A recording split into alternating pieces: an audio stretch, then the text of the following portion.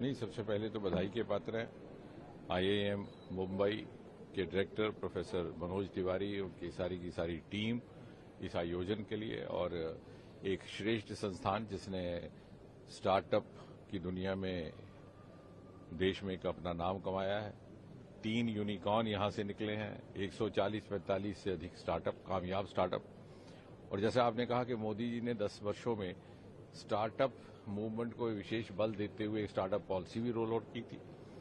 और हकीकत तो ये है कि सन 2015 में लाल किले के परिसर से उन्होंने स्वतंत्रता दिवस के अवसर पर आह्वान किया था स्टार्टअप इंडिया, स्टैंडअप इंडिया, और उससे इतना बल मिला इस सारी मुहिम को कि जहां मात्र 350-400 स्टार्टअप हुआ करते थे उस दौर में, आज बढ़कर के 1,70,75,000 तक पहुंच गए।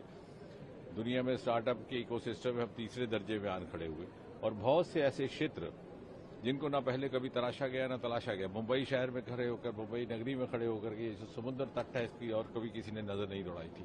11,500 किलोमीटर लंबा हिंदुस्तान का समुद्र तट, लगभग 12 राज्य इसके किनारे बसते हैं। पहली बार प्रधानमंत्री जी ने उसके लिए भी लाल किले से ही स्वतंत्रता दिवस के संबोधन पर एक बार नहीं बल्कि 2 बार घोषणा की डीप ओशन मिशन की, जो प्रारंभ हो चुका है काम पृथ्वी विज्ञान मंत्रालय के माध्यम से।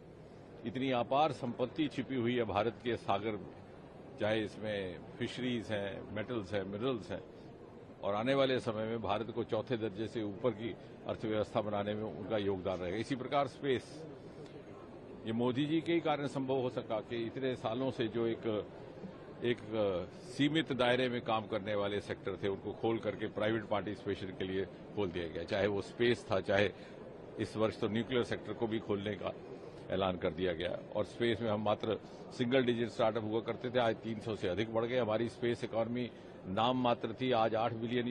अगले 8-10 वर्षों में हमारा अनुमान है कि 5 गुना बढ़कर के 40-45 बिलियन। यानी ये वो सेक्टर जिनको पहले पूरी तरह से खोजा नहीं गया और जिनका पूरा उपयोग नहीं किया गया, उनको उपयोग लाने से ही संभव होगा कि हम तीव्र गति से अव्वल दर्जे तक पहुंच पाएंगे। और स्टार्टअप न केवल हिंदुस्तान में उस मुहिम ने जोर पकड़ा है, बल्कि आपको जानकर खुशी होगी लगभग 50% या कम से कम 49%, 49% स्टार्टअप अब बी टाउन से आते हैं, केवल बड़े शहरों तक सीमित नहीं है। और रोजगार केवल सरकारी नौकरी ही नहीं, इसकी जागरूकता भी मोदी जी के माध्यम से पैदा हुई है। और ये एक नया माध्यम रोजगार का, एग्री स्टार्टअप जो देश की एक एक्सक्लूसिव डोमेन है, पर्पल रेवोल्यूशन, लेवेंडर स्टार्टअप, इसका कॉन्सेप्ट भी अभी, और इसलिए हमारा ये आह्वान है, और आईआईएम भी उसी दिशा में काम कर रहा है मुंबई का, नवयुवकों में इसकी जागरूकता पैदा की जाए, उनको सुविधा दी जाए और उनको हर तरह की उसी व्यवस्था दी जाए कि वो अपने हुनर को, अपनी रुचि को, अपने एप्टीट्यूड को अपनी जीविका का माध्यम भी बना सकें और विकसित भारत के निर्माण में अपना योगदान भी अदा कर सकें।